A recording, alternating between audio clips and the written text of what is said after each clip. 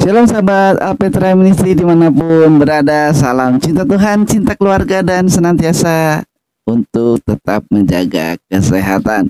Berjumpa lagi dengan channel Alpetra Ministry. Sahabat Alpetra, kami selalu berdoa ya tentunya untuk semua sahabat Alpetra yang sudah subscribe, dan mungkin yang belum subscribe baru pertama kali datang di channel ini.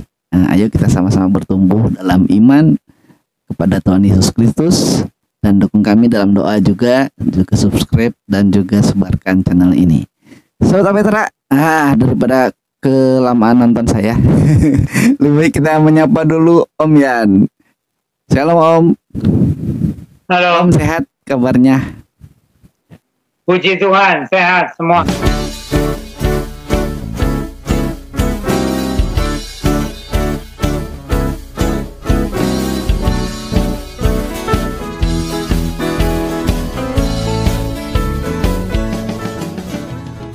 Yohanes 6 ayat 48. Akulah roti hidup. Nenek moyangmu telah makan mana di padang gurun dan mereka telah mati. Inilah roti yang turun dari sorga. Barang siapa makan daripadanya, ia tidak akan mati. Akulah roti hidup yang telah turun dari sorga. Jikalau seorang makan dari roti ini, ia akan hidup selama-lamanya. Dan roti yang kuberikan itu ialah dagingku yang akan kuberikan untuk hidup dunia. Nah itu Om, ini kita bahas tentang Tuhan Yesus bilangnya akulah roti hidup, dan juga di Alkitab di dua perikopnya roti hidup Om. Oh ini emang agak panjang ya, tapi semoga hari ini kita bisa berbagi nih kepada sahabat Alpetra dari Om. Om, yang pertama mau saya tanyain ya Om, mungkin ini yang lalu udah dijawab sama Om sebetulnya sih ya. Kan orang-orang itu datang mencari Tuhan Yesus, terus Tuhan bilang, kamu nyari aku itu hanya pengen kenyang katanya Om, gitu ya Om ya.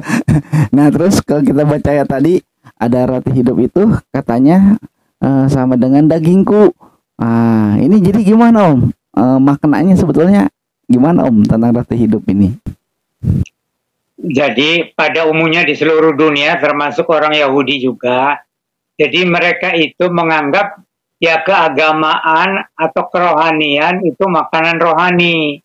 Tetapi Tuhan Yesus memberitahukan satu rahasia besar, bahwa makanan rohani yang disediakan oleh Allah di dalam Tuhan Yesus Kristus itu bukan sekedar keagamaan atau kerohanian, tapi betul-betul hidup yang kekal yang dibawa oleh Tuhan Yesus Kristus.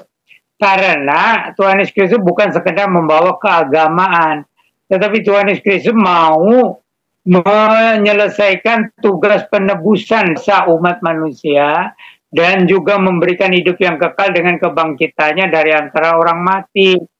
Gitu. Lalu juga dengan kuasa Rohul Kudus.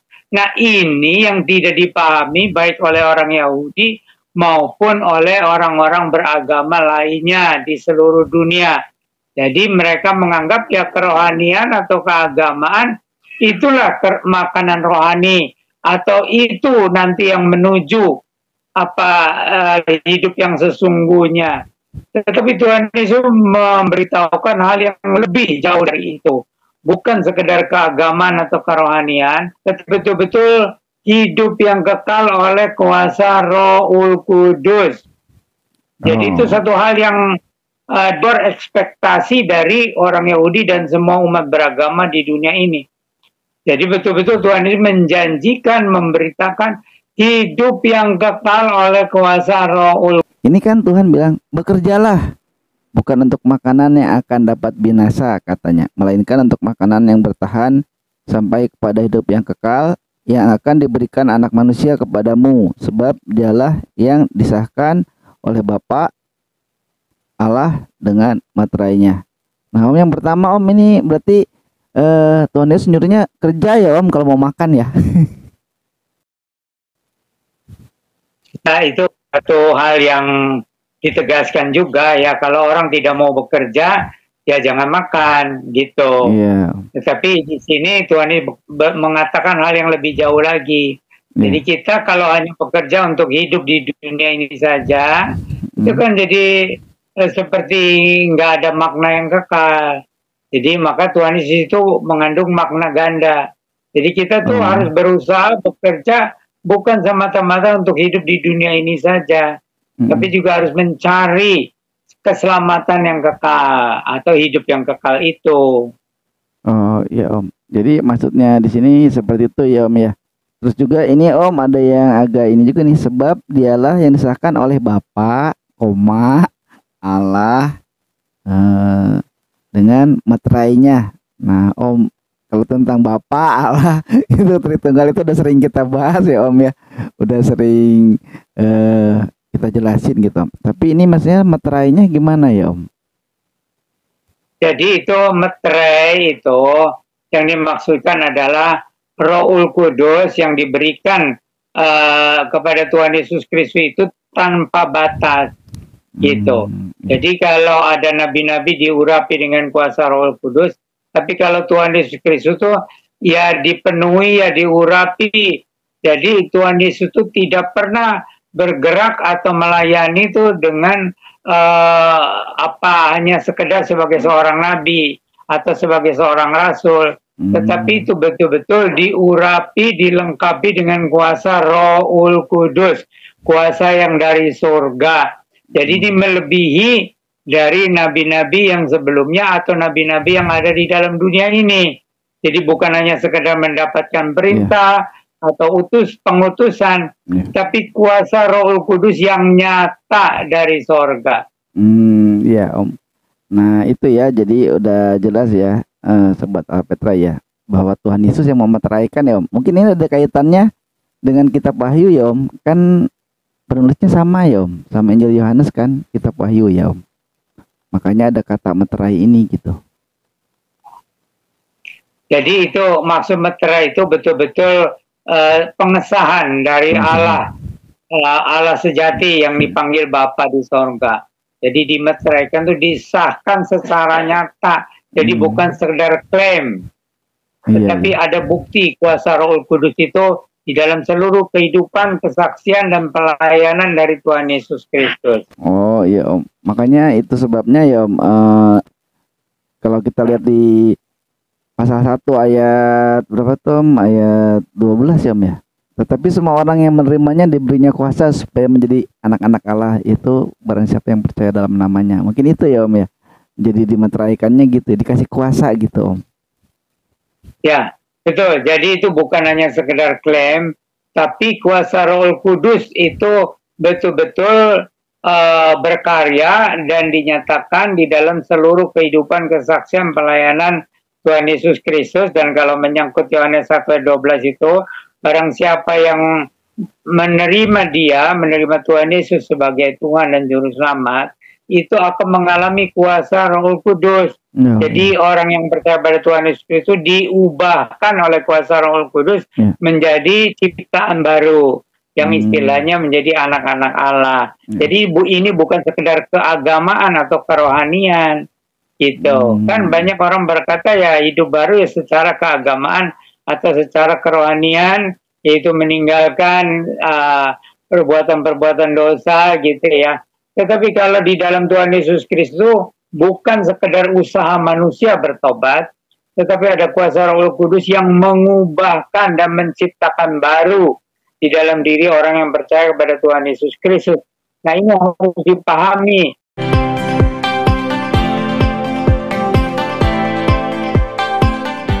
Ya, jadi begini, orang baru bisa percaya sungguh-sungguh kepada Tuhan Yesus Kristus itu kalau dibimbing atau tolong oleh Roh Kudus. Nah ini bukan sekedar keagamaan biasa atau kerohanian biasa dalam agama-agama yang ada di dunia ini.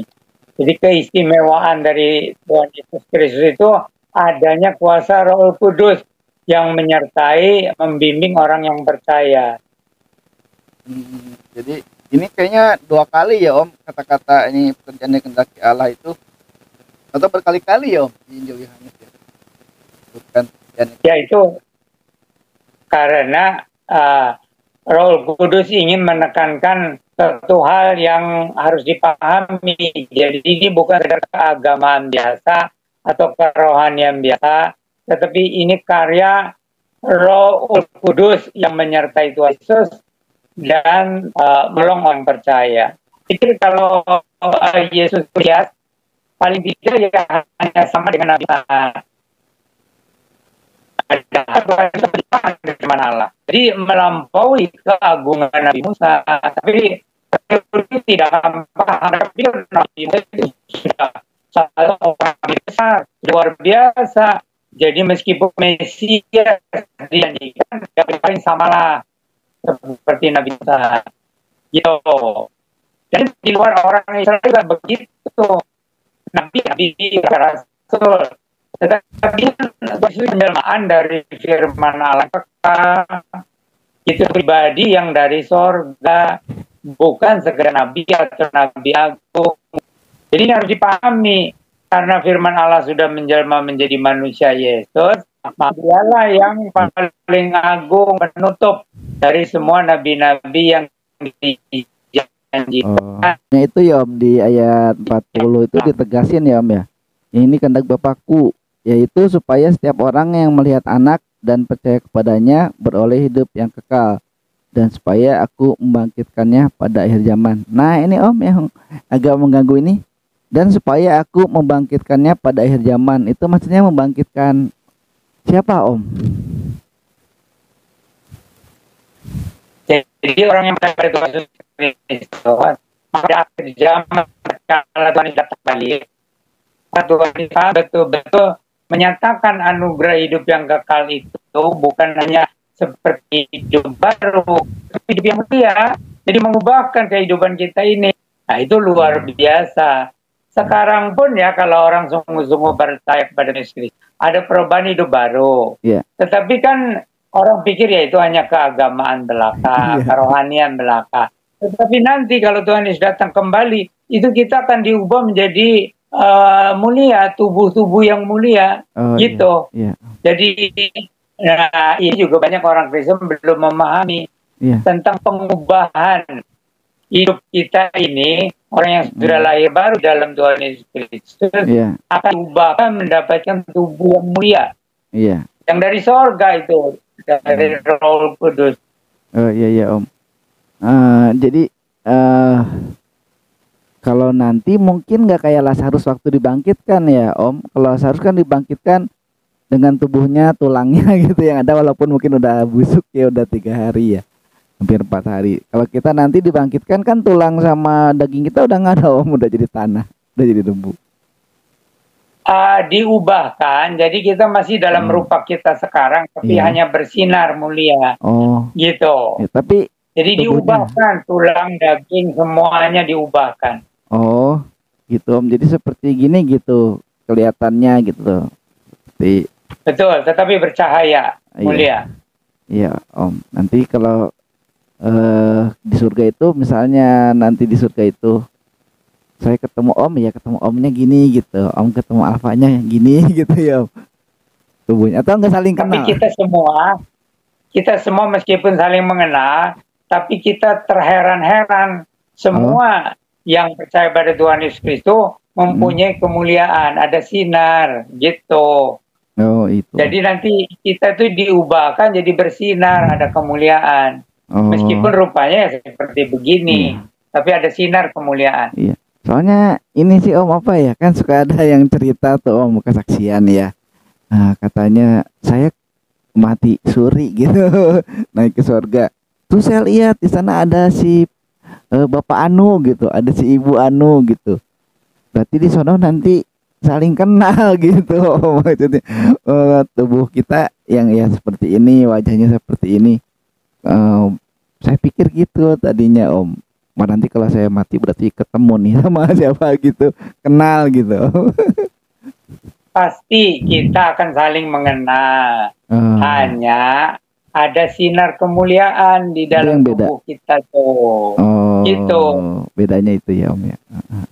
Ya, sekarang kan kalau orang Kristen yang lahir baru hanya kelihatan dari mungkin ya senyumannya yang beda mungkin ya, atau seperti ada sukacita yang beda. Kalau nanti itu betul-betul ada cahaya kemuliaan. Orang yang sudah lahir baru di dalam Tuhan Yesus Kristus. Ada cahaya kemuliaan. Ada cahaya kemuliaan, ya Om. Wah, serem ngomongin itu Om. Kita rubah aja topiknya. Ya Om. Kita lanjutin lagi nih Om. Kan terus di ayat di tiap Injil, di tiap pasal di Injil yang sini Om suka Tuhan Yesus suka bilang tidak ada seorang pun yang datang. Nanti kan kita bahas juga ya Om di Yohanes 14 ayat 6 itu kan tidak ada seorang pun datang kepada Bapa kalau tidak melalui aku gitu. Nah, kayaknya di setiap pasal ada ya Om, termasuk di pasal Yohanes pasal 6 ini ya Om. Tidak seorang pun yang dapat datang kepadaku jikalau ia tidak ditarik oleh Bapa yang mengutus aku, katanya Om. Malah kalau di pasal selanjutnya itu dibilang orang itu kalau tidak dikaruniakan untuk datang sama Tuhan nggak bisa katanya. Nah gitu Om. Gimana nih Om? Jadi itu ada dua aspek ya. Jadi satu aspek itu karya Roh Kudus, satu aspek lagi respon kita. Jadi tetap manusia harus bertanggung jawab. Begitu meskipun Roh Kudus itu sebenarnya mau menolong setiap orang. Tetapi ada banyak orang itu mengeraskan hati. Pikir Tuhan Yesus itu Yesus kan Tuhannya seorang nabi. Gitu kan. Jadi mereka juga tidak paham bahwa gelar Mesias itu ya yang diurapi itu sebenarnya di situ sudah mengandung perbedaan yang besar dengan nabi-nabi sebelumnya atau sesudahnya gitu. Jadi kalau Tuhan Yesus Kristus itu kan penjelmaan firman Allah, berarti dia penutup karena orang ya boleh saksi lagi bahwa anugerah yang disampaikan oleh Tuhan Yesus Kristus itu harus diresponi. Menerima yang mengalami hidup baru, hidup yang kalau tidak menerima Yesus ya hanya sekedar keagamaan, termasuk agama Kristen. Jadi kalau orang beragama Kristen tapi tidak sungguh-sungguh menerima Yesus ya di dalam hatinya keputusan pribadinya untuk menerima Tuhan sebagai Tuhan dan Juru Selamat, itu ya hanya orang beragama Kristen aja. Gitu, seperti orang beragama lain. Gitu.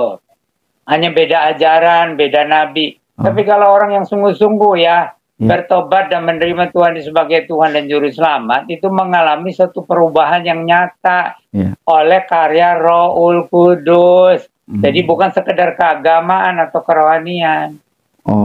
Jadi ini harus diperhatikan lagi ya Om ya, nggak bisa nih Kristen ngakunya doang ya Om ya, harus bertobat dengan sungguh-sungguh kata Om. Terus yang juga sering Om tekankan, kita harus mengalami lahir baru. Ini Om di ayat yang selanjutnya lagi ya Om ya, ada juga di situ dibilang hanya Dia yang datang dari Allah, Dialah yang telah melihat Allah gitu, telah melihat Bapa. Jadi ini gimana Om maksudnya Om? Ada orang yang telah melihat Bapa, hanya Dia yang datang dari Allah, Dialah yang telah melihat Bapa. Itu Om. Itu tuh di ayat 46 ya Om ya. Itu gimana Om? Maksudnya kan orang suka ngaku-ngaku, saya udah ke surga, ketemu Bapa gitu, ketemu Allah gitu Om. Kitanya juga harus percaya sungguh-sungguh, bertobatnya harus sungguh-sungguh kepada Tuhan Yesus Kristus. Tapi juga kita harus mengalami itu karya Roh Kudus mengubahkan diri kita yang artinya sebagai orang beragama saja ya, meskipun ya orang beragama yang karya Roh Kudus yang mengubahkan orang percaya itu menjadi anak-anak Allah. Ada pembaruan, maka disebutnya ciptaan baru. Yang penting.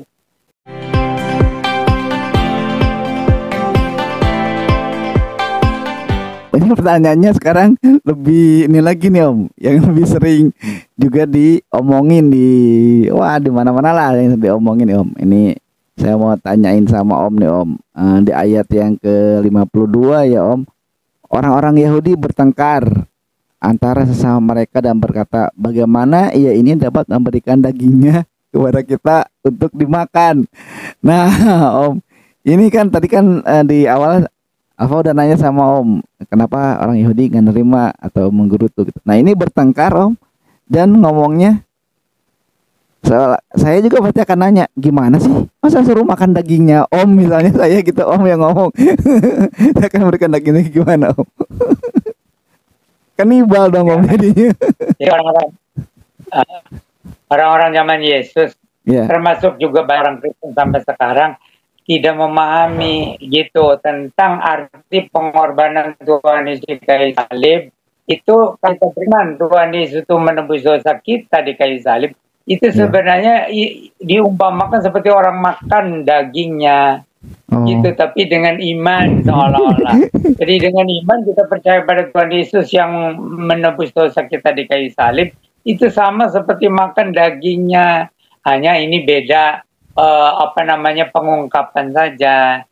Gitu. Iya. Bukan makan daging beneran kan Om? Ya, jadi dengan iman kita tuh seperti menyatu dengan diri Tuhan Yesus Kristus itu. Jadi sama seperti orang makan ya, makan roti atau makan nasi, itu kan menyatu dengan badan kita. Demikian juga orang yang sungguh-sungguh percaya pada Tuhan Yesus Kristus, itu menyatu dengan diri Tuhan Yesus Kristus.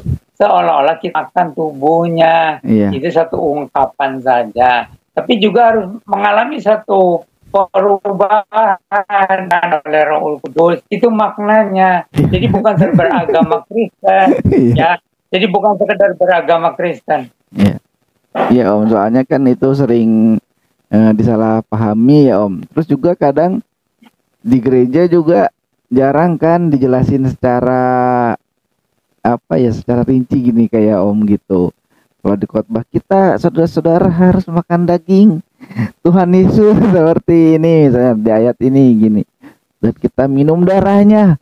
Kan orang luar yang denger kan pasti, wah ini nggak bener orang Kristen nih, darah dimakan kan, daging dimakan gitu. Nah, jadi orang Kristen juga banyak yang tidak paham. Jadi apa yang dilakukan, dilakukan waktu perjamuan kudus itu kan sebenarnya gitu.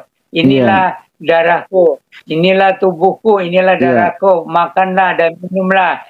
Itu sebenarnya dengan iman kita makan tubuh Tuhan Yesus, minum darah Tuhan Yesus. Ini banyak orang Kristen juga tidak memahami. Iya Om, banyak yang nggak paham. Makanya kalau ada orang yang memberi masukan gitu, tuh orang Kristen tuh kan gini nih, ini ayatnya nih gitu. Terus barang siapa makan dagingku dan minum darahku, ia tinggal dalam aku, kan gitu.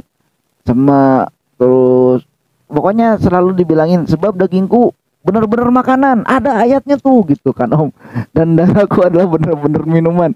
Nah bener kan katanya daging kan itu Om. Aduh susah jadinya Om, gimana nih Om? Ya, jadi itu sebenarnya makna rohani yang sangat dalam ya. Tetapi Tuhan Yesus mengungkapkannya dalam bahasa yang sebenarnya mudah dipahami kalau orang terbuka gitu. Jadi kalau kita melihat Yesus yang tersalib untuk menebus dosa kita, mungkin air mata kita juga yang seperti menetes gitu ya. Tetapi sebenarnya kita secara rohani itu makan tubuh Tuhan Yesus yang salib itu. Lalu dijelaskan dalam perjamuan kudus.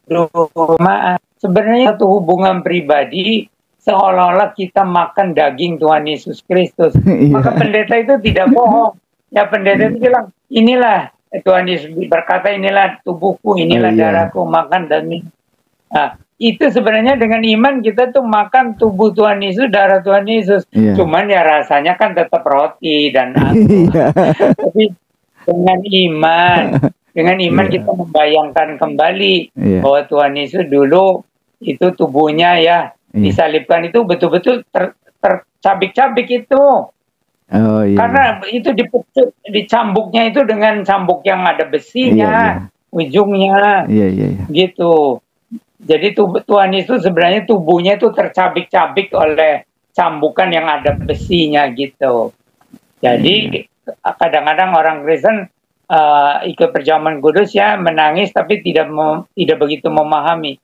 Hanya merasakan ya Roh Kudus yang menggerakkan hatinya, jadi seperti kasih Yesus itu luar biasa, tapi tidak mengerti Iya. Dulu Tuhan Yesus kayu salib itu tercabik-cabik. Sebelum disalibkan itu sudah gimana dengan cambuk yang ada di Iya, itu. udah hancur badannya ya Om.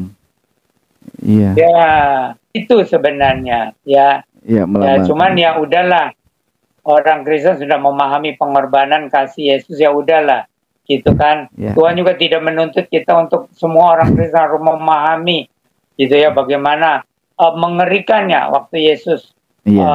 disalibkan itu sebelumnya Iya, itu iya, waktu dicambuk dengan cambuk yang Iya. ada besinya itu. Iya. Ya, itu betul-betul sebenarnya bagaimana lah gitu ya. Iya. Jadi orang Kristen ya kadang-kadang oleh Roh Kudus ya jadi nangis saja waktu berjaman kudus. Iya. Tapi kalau lebih memahami lagi apa yang terjadi, Iya. mungkin nangisnya bisa, aduh gimana gitu Iya, ya. iya. Tapi kan jadi gereja jadi rame dengan tangisan gitu ya. Iya, iya.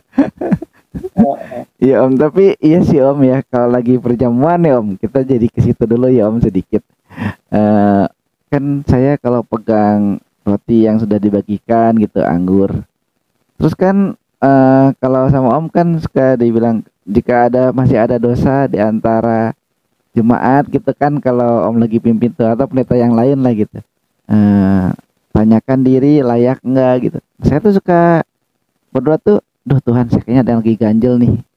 Nggak jadi Om tuh saya makan roti sama anggurnya nggak saya minum tuh Om, nggak jadi itu karena saya merasa masih ada dosa atau ada yang itu kan, karena mengingat ini tubuh Tuhan yang suci, darah Tuhan yang suci. Itu gimana Om? Sebenarnya itu harus dua aspek ya. Satu aspek kita betul-betul merasakan keberdosaan kita. Satu aspek lagi kita melihat tuh bagaimana Tuhan Yesus tercabik-cabik karena dosa kita.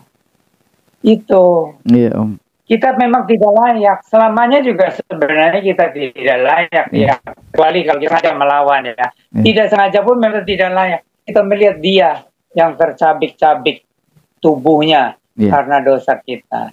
Iya Om. Tapi lebih berat lagi itu waktu Tuhan Yesus menanggung dosa. Jadi ada penderitaan jasmani, yang jasmaninya tercabik-cabik. Ada penderitaan jiwa yang seperti melihat kok manusia begitu keras kepala. Tapi ada satu penderitaan rohani waktu Yesus menanggung dosa kita. Itu adalah penderitaan yang paling berat. Menanggung dosa umat manusia sedunia. Nah itu jadi gimana Om? jadi lanjutin dulu nanya ini Om. Ya, sah nggak Om kalau kayak gitu Om? Kita perjamuan kudusnya gitu. Karena nggak jadi kan, nggak jadi ya gitu. Terus udah gitu nyesalnya lagi, kenapa tadi saya ambil ya? Mendingan saya ambil aja gitu. Gimana Om? Jadi sebenarnya kita terimalah perjamuan kudus itu dengan pengakuan memang kita tidak layak. Selamanya sebenarnya kita tidak layak. Iya. Memang ada saat-saat ya waktu kita betul-betul minta disucikan oleh darah Yesus, oleh kuasa Roh Kudus, kita disucikan gitu sampai kita merasakan sukacita yang luar biasa gitu. Tapi selama kita hidup di dunia kan masih selalu ya kita bisa ada terjatuh atau kita menyimpang atau gimana lah ya. Tetapi itulah anugerah Tuhan Yesus. Jadi kita tuh betul-betul harus memahami dan seperti kalau perjamuan kudus itu membayangkan bahwa tubuh Tuhan Yesus tercabik-cabik karena dosa kita. Iya. Jadi yang tidak boleh ikut dalam perjamuan kudus itu orang yang sudah sadar akan dosanya tapi tidak mau bertobat. Oh. Gitu. Jadi dia mempermainkan perjamuan kudus. Kalau orang merasa dirinya tidak layak ya, betul-betul tidak layak. Lalu dia hanya melihat Yesus yang tercabik-cabik itu sebagai harapan satu-satunya. Ya terimalah perjamuan kudus itu. Gitu maksudnya itu kalau orang tidak mau bertobat, tidak mau merendahkan diri gitu kan. Ada orang yang merasa dirinya tidak layak gitu ya. Tapi tidak percaya kepada anugerah Tuhan itu lebih besar dari dosanya. Oh, gitu. Iya.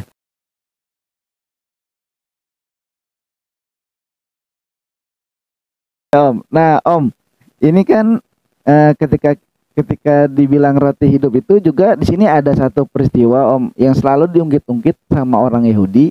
Nenek moyang kami dulu di padang gurun, mungkin waktu zamannya Musa ya Om. Terus Tuhan Yesus bilang, bukan Musa yang ngasih gitu. Nah, itu gimana tuh Om? Jadi sebetulnya Om? Ya, memang juga itu mujizat kan dari Tuhan Allah Israel yang hidup ya, Tuhan Allah sejati. Nah, sekarang Tuhan Allah sejati itu turun ke dunia menjadi manusia Yesus. Iya. Jadi Tuhan Yesus juga memang mau menawarkan hidup yang kekal, lalu mengatakan dirinya itu adalah roti hidup, begitu. Nah, tetapi sekarang secara rohani, asal beriman sungguh-sungguh, ya disertai pertobatan sungguh-sungguh, itu sama dengan makan tubuhnya, minum darahnya, yang lalu dibuktikan oleh pengorbanan Tuhan Yesus di kayu salib. Nah, kalau orang Kristen kan sudah memahami hal itu mestinya. Iya. Jadi waktu perjamuan kudus juga ya yang harus dibayangkan itu bahwa Tuhan Yesus sudah berkorban di kayu salib, sudah bangkit, dan bahwa betul-betul pengorbanannya luar biasa gitu. Maka orang tuh sadar atau tidak sadar kadang-kadang kalau ikut perjamuan kudus itu keluar air mata. Gitu. Iya Om ya. Pas waktu doa sebelum menerima perjamuannya itu kan kadang itu yang jadi bergumul gitu ya Om di hati gitu. Ini tentang mana sorgawi ini berarti sebetulnya itu sama kayak roti apa, ilustrasi roti hidup ini juga mungkin ya Om, atau ilustrasi roti gitu. Ya dulu itu waktu zaman Musa di padang belantara tuh ya. Iya. Itu turunnya seperti embun gitu, iya. tapi diubahkan menjadi makanan, rasanya manis gitu. Tapi jadi ya seperti bubuk roti gitu. Bubuk roti tinggal diambil di atasnya gitu, bisa dimakan, tapi kalau udah siang kena matahari habis gitu.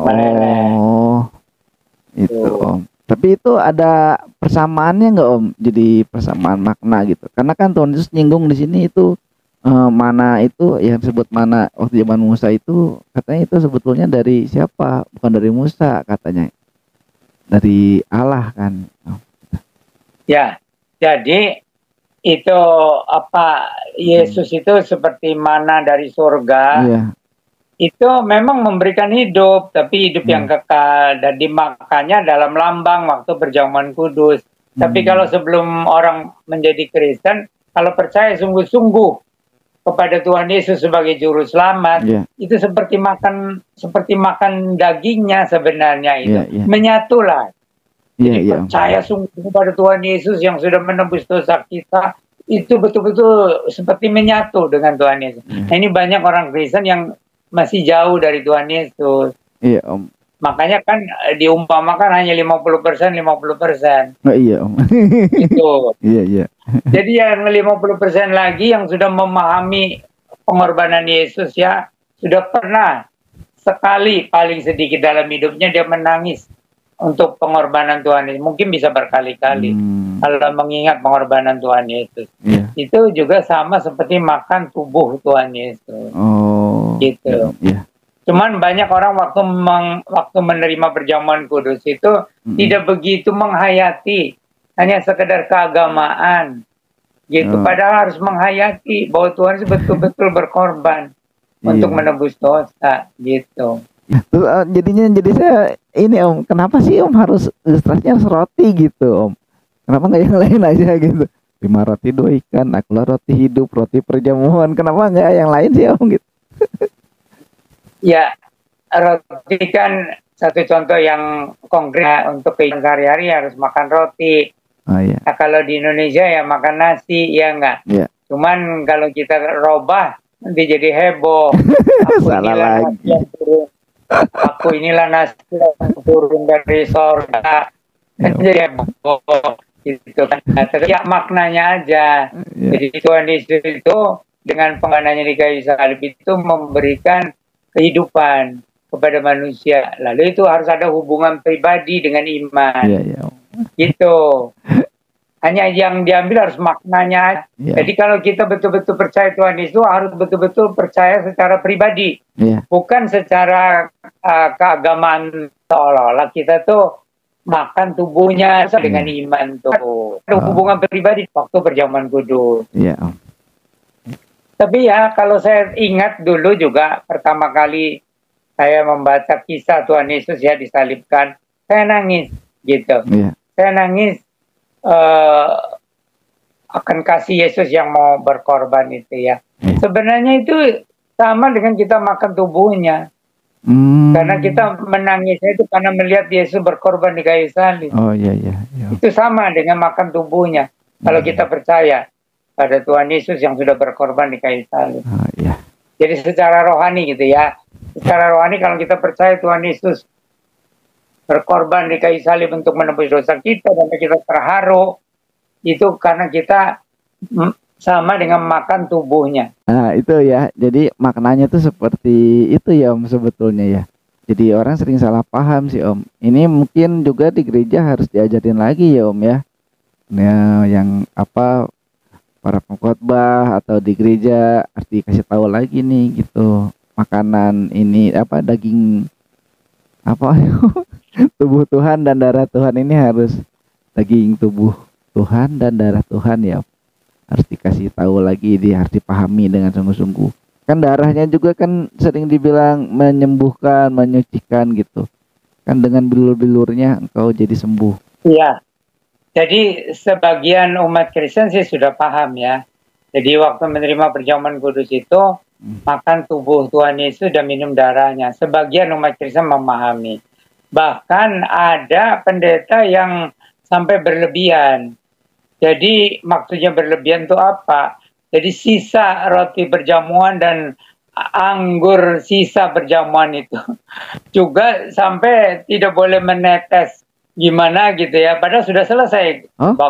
Lalu sisa anggurnya diminum semua. Gitu supaya jangan ada yang netes. Aduh. Rotinya juga dimakan. Aduh. Sebenarnya kalau sudah upacaranya sudah selesai ya udahlah, itu roti ya roti biasa, air anggur ya air anggur biasa. Iya Om ya. Gitu. Jadi kita kurang pengertian jangan, tapi berlebihan juga jangan. Iya. Yang pas aja seperti ajaran Alkitab. Itu dulu kalau habis perjamuan rotinya saya makanin Om di belakang.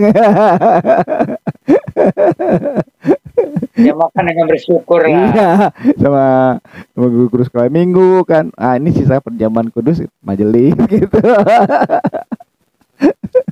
Iya Om. Ini roti hidup nih gitu Om. Jadi maknanya cuma pas perjamuan kan Om. Ada. Jadi dulu perjamuan kudus itu bukan rotinya sepotong-sepotong. Disediakan roti yang cukup. Begini Om. Perjamuan kudus gitu. Jalan terus, beli pilus. Kalau kamu serius, pinjamlah 100.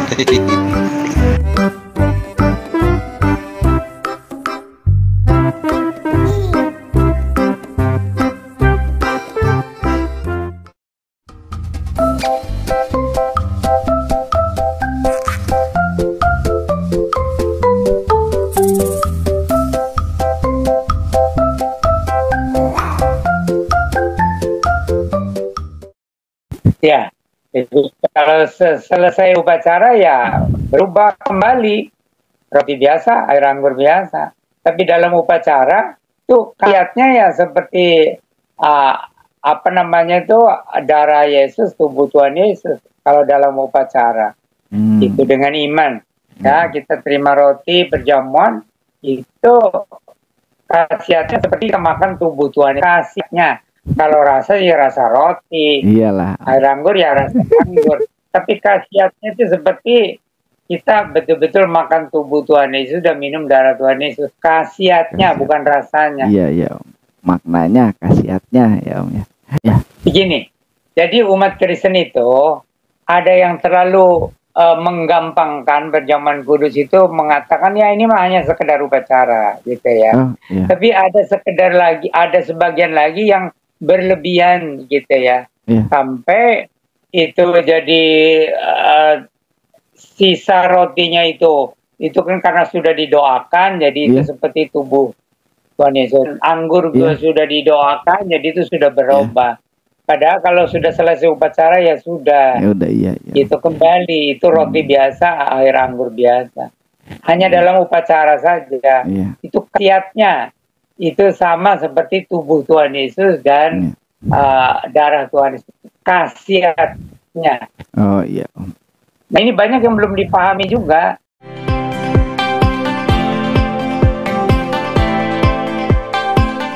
Om, yang terakhir nih Om, pertanyaannya Om, roti hidup juga sering ditafsirkan sebagai firman Tuhan atau Alkitab gitu. Gimana Om? Itu penafsiran kan kita tidak membatasi ya. Iya. Tetapi di dalam perjamuan kudus itu khusus hubungan pribadi dengan Tuhan Yesus itu bahwa kita menganggap itu tubuhnya dan darahnya waktu perjamuan kudus. Iya. Tetapi di luar itu tentu saja firman Tuhan ya roti hidup gitu yang memberi hidup pada itu. Tapi waktu perjamuan kudus itu kita betul-betul ada makna khusus di situ. Kita makan tubuh Tuhan Yesus, minum darah Tuhan Yesus, meskipun rasanya ya rasa roti, rasa anggur, tetapi maknanya itu, khasiatnya itu sama seperti kita makan tubuh Tuhan Yesus, minum darah Tuhan Yesus. Khasiat. Baik sahabat Alpetra, itu tadi penjelasan dari Om Yan yang sangat panjang, lebar, tinggi, dalam, luas, dan semoga ini bisa dipahami, lalu bisa menambah wawasan dan menguatkan iman percaya kita kepada Tuhan Yesus Kristus. Nah sahabat Alpetra, rupanya waktu yang sudah tidak cukup dan waktu juga yang memisahkan kita, dan nanti waktu juga yang akan mempertemukan kita kembali. Baik Om, terima kasih Om untuk penjelasannya. Kita memang ya terus belajar, seumur hidup belajar untuk menyampaikan sesuatu ya yang sesuai lah, artinya tidak terlalu meluas mendalam yang ya Om. Oke Om, wah ini sungguh luar biasa nih Om, sampai ke perjamuan kudus ya dijelasin sama Om nih, dari membahas tentang roti hidup dari Injil Yohanes pasal yang ke-6 25 sampai 59 nih udah dijelasin sama Om dengan luar biasa di seri pemahaman Alkitab kali ini. Iya Om, wah ini sekali lagi ya kita terima kasih sama Om, dan sahabat Alpetra terima kasih sudah menonton. Salam cinta Tuhan, cinta keluarga, dan jaga kesehatan. Shalom Maranatha.